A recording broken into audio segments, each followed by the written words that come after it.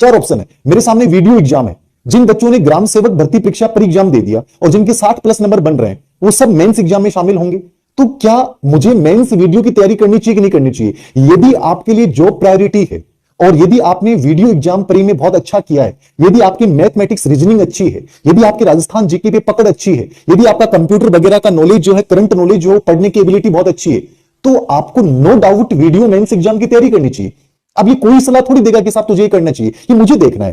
क्या मुझे math reasoning आती, हो सकता है मेरी परी ऐसे ही हो जाए, लेकिन क्या मेंस के सिलेबस को मैं कर पाऊंगा? क्या मेंस की इस सिलेबस को मैं मैक्सिमम कवर कर सकता हूं क्या? सबसे बड़ी चीज, सबसे बड़ा सवाल हमेशा अपने आप से पूछिए, बाहरी संसाधन क्या है वो मुझे फर्क नहीं पड़ना चाहिए, लेकिन मेरे अंदर जो संसाधन है क्या वो इस एग्जाम की प्रकृति के अनुसार सही है?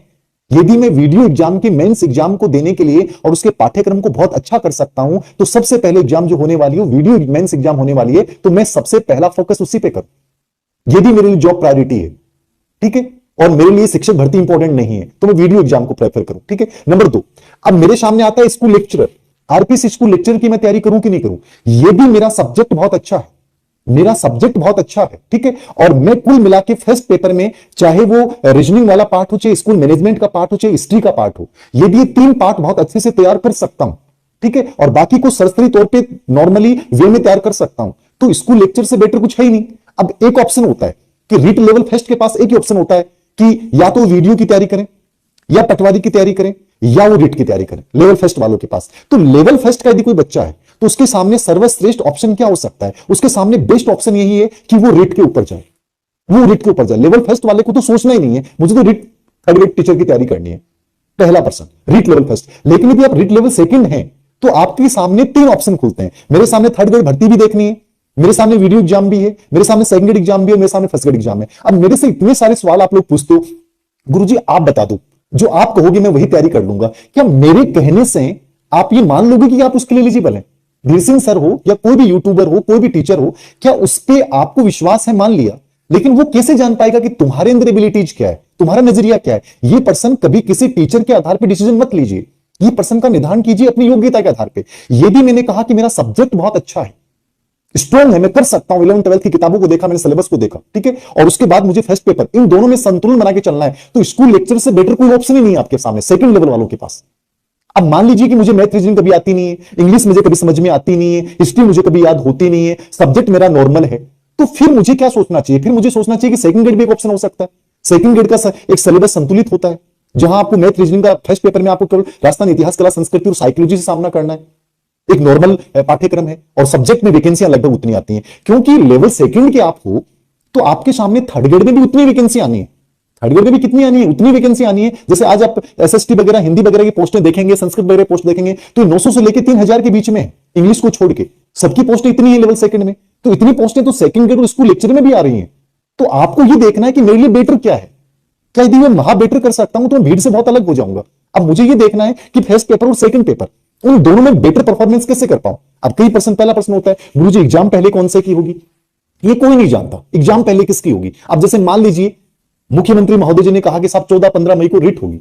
अभी कल का उनका स्टेटमेंट देखेंगे तो कहेंगे कि इस वर्ष रिट एग्जाम होगा। कंफ्यूजन पैदा कर दिया। 14-15 मई के बाद आगे इस वर्ष होगा, तो क्या 14-15 मई को नहीं होगा, इस वर्ष होगा, मतलब क्या हुआ इसका? ये कंफ्यूजन पैदा कर रही हैं चीजें, ठीक है, ये कंफ्यूजन पैदा कर रही हैं। तो सर क्या सेकंड ग्रेड फर्स्ट ग्रेड का तो विज्ञापन ही नहीं आया, तो हम किधर जाए? क्या फर्स्ट ग्रेड पहले होगी, सेकंड ग्रेड पहले होगी? ये तो तय था कि फर्स्ट ग्रेड और सेकंड ग्रेड में से फर्स्ट ग्रेड पहले होनी है। कितना अंतराल हो सकता है? कहीं ऐसा नहीं हो कि हम फर्स्ट ग्रेड और सेकंड ग्रेड चक्कर में रिट को भी छोड़ दें और कहीं के नहीं रहे। ये अपने आप में एक ऐसे सवाल हैं जिनके जवाब कोई नहीं जानता है। एक अनुमानित प्रक्रिया है। जब साइकोलॉजी को हम पढ़ते हैं तो अधिगम एक अनुमानित प्रक्रिया, निष्पादन से भिन्न है। परफॉर्मेंस होना जरूरी नहीं है। ये परफॉर्मेंस तो होने में पता चलेगा कि क्या होगा।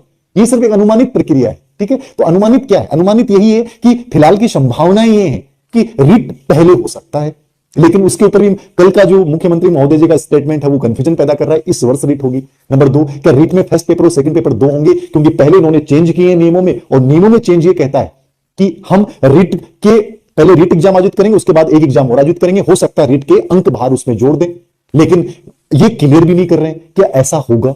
ये कोई नहीं जानता है। पहले का नियम जो इन्होंने पहले 2 महीने पहले शिक्षा मंत्री जो गोविंद सिंह जी डोटासरा थे उसमें इन्होंने चेंज किया कि इसके बाद एक एग्जाम और होगी। क्या अब इस बार वो एग्जाम होगी? ये प्रश्न चिन्ह लगाता है। ये मैं भी नहीं जानता, कोई नहीं जानता, ठीक है ना। ये कोई नहीं बताना चाहता है। तो ये अपने आप में एक ऐसे पर्सन है जिनके जवाब आप ढूंढना चाहोगे, जिनके जवाब ढूंढने में यदि आप समय खराब कर रहे हो तो आप मूर्खता कर रहे हो। ये कोई नहीं जानता है जवाब। कभी भी इस जवाब को मत मांगिए कि सर मुझे किसकी तैयारी करनी चाहिए, मुझे उसकी तैयारी करनी चाहिए जहां मेरा मन कहता है। अब मान लीजिए मैं 10th क्लास में, मुझे तो गणित कभी आती नहीं थी, मैंने जैसे 10th क्लास पास की तो मेरा टारगेट ये था कि इस गणित से पीछा छोड़ो, अपने को तो आर्ट्स पे लेना है, ठीक है, चाहे हिस्ट्री, पॉलिटिकल, हिंदी, संस्कृत जो भी हो सकता है। मेरे माइंड में मुझे मेरी एबिलिटीज का पता था कि मेरे लिए बेटर क्या है, ठीक है, मुझे पता होना चाहिए मेरी कमियां क्या है, मेरी पॉजिटिव पॉइंट क्या है। यदि मेरी कमियां का मुझे पता है तो मुझे लक्ष्य चुनने में दिक्कत ही नहीं होनी चाहिए। अब लक्ष्य मैं उसके आधार पर चुनूंगा नहीं, मेरी पड़ोस वाली तो सर फर्स्ट ग्रेड की कर रही है, मैं रेट की करूंगी तो ये तो आत्मसम्मान का मुद्दा हो जाएगा कि वो स्कूल लेक्चर बन रही है, मैं थर्ड। अरे बन कौन रहा है, वो तैयारी कर रही है, तुम्हें भी तैयारी करनी है। क्या तुम्हारे अंदर स्कूल लेक्चर बनने की एबिलिटीज है? क्या तुम्हारे उस सब्जेक्ट को कवर करने की एबिलिटीज है? क्या तुम फर्स्ट पेपर में जस्टिस कर पाओगे इतने सब्जेक्टों के साथ? ये तुम्हें सोचना पड़ेगा। ये वो क्या कर रही है, वो क्या कर रहा है, मेरे घर वाले क्या कर रहे हैं, सर क्या कर रहे हैं, ये राय महत्वपूर्ण नहीं है। राय महत्वपूर्ण ये है कि क्या मैं इस पद के योग्य हूं, क्या मैं रुचि के साथ इस विषय की तैयारी कर पाऊंगा। आप ये समझते हैं कि मैं किसी कोचिंग का कोर्स ले लूंगा या किसी ऑफलाइन कोचिंग में ज्वाइन कर लूंगा या मैं इस किताब को बहुत अच्छे से पढ़ लूंगा, सिलेक्शन हो जाएगा। नहीं, जब तक मेरा मनवांछित, मेरी रुचि के अकॉर्डिंग मैं उस लक्ष्य का चुनाव नहीं करूंगा। तो याद रखना, हर वर्ष लाखों बच्चे कोचिंग करते हैं, लाखों ऑनलाइन कोर्स लेते हैं, लेकिन याद रखना सिलेक्शन की रेट वही होती है। मेरा कहने का मतलब समझिएगा, आज तुम 4 चौराहे पे खड़े हो, और चौराहे नहीं, मैं तो कहूंगा पंचराहों पे खड़े हो, 10-10 राहें तुम्हारे सामने है, ठीक है, ये हमारे पैर है, लेकिन यहां पैर आने के बाद कंफ्यूज है। एक कह रहा कि इधर लौट जाओ, एक कह रहा कि सेकंड ग्रेड की ओर लौट जाओ, एक कह रहा स्कूल लेक्चर की ओर लौट जाओ। ये आपको तय करना पड़ेगा। मैंने बहुत सिंपल सी बात बोली है, रिट लेवल फर्स्ट वाले बच्चों के लिए रिट से बढ़िया ऑप्शन नहीं है। उनके लिए वीडियो भी एक ऑप्शन हो सकता है जो पहले हो सकती है, ठीक है, लेकिन लेवल सेकंड में जो बच्चा पहली बार एग्जाम दे रहा है, जिसने अभी बीएड किए, वो हो सकता है कि रिट को चूज कर सकता है। लेकिन यदि आपने पहले से रिट एग्जाम दिया है तो बेस्ट ऑप्शन आपके लिए हो सकता है कि आप सेकंड ग्रेड स्कूल लेक्चर दें, क्योंकि वहां भी इतनी वैकेंसियां हैं। और रिट को आप इतना बड़ा मत मानिए। आप देखेंगे कि इस बार जिन बच्चों ने बहुत कड़ी मेहनत की, बहुत ज्यादा मेहनत की, उनकी परफॉर्मेंस उतनी अच्छी नहीं हो पाई, और जो बच्चे बड़े रिलैक्स मूड में एग्जाम देने गए उनके बहुत अच्छे नंबर आए।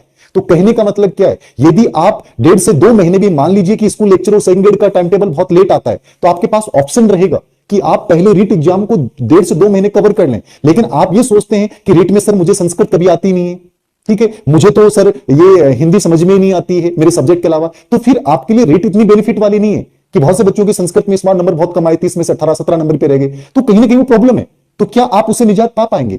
या हो सकता है आपके सामने सेकंड ग्रेड एक बहुत अच्छा ऑप्शन हो, वहां आपको अपना सब्जेक्ट पढ़ना है, जीके पढ़ना है, और आप बहुत अच्छा कर सकते हैं। वैकेंसियां सभी 2022 में होनी है, चाहे वो स्कूल लेक्चरर हो, चाहे वो सेकंड ग्रेड एग्जाम हो, चाहे वो वीडियो हो, चाहे वो रीट एग्जाम हो, जो भी है, कंप्यूटर वाली भर्ती हो, ये 4 से 5 एग्जाम आपके सामने हैं। उनमें से किसी एक को चुनिए। और चुनाव का आधार मैंने बताया है, चुनाव का बेस्ट आधार यही है, मेरी रुचि, मेरी योग्यताएं और मेरी परिस्थितियां। याद रखना, कोई मदद नहीं करने आएगा। फिर मैं कह रहा हूं, कुछ बच्चे आजकल कह देते हैं कि धीर सिंह सर तो दुकान चलाने पे आ गए हैं, तो मैं ये कहूंगा कि दुकानों से सिलेक्शन नहीं होगा, चाहे वो मुझे कहें, चाहे किसी और को कहें, चाहे बड़े इंस्टीट्यूट को कहें, ठीक है। किसी का आप ये सोचते हैं कि मैं किसी कोचिंग कर लूंगा, वो मुद्दा नहीं है। मेन मुद्दा है कि मैं चाहता क्या, सबसे बड़ी चीज है। एक कोचिंग हो, चाहे कोई व्यक्ति हो, आपको दिशा दे सकता है, लेकिन करना आपको होगा, पहुंचना आपको होगा। आपके सामने सिचुएशंस यही है, इस रास्ते पे चलने वाले आप हो। इस रास्ते की जो कठिनाइयां, परेशानियां, वो आपको झेलनी पड़ेंगी। और आप ये चाहते हैं कि इन कठिनाइयों और परेशानियों से मैं बच जाऊं, तो साहब ऐसा कोई रास्ता नहीं है, ऐसा कहीं कोई रास्ता नहीं है। याद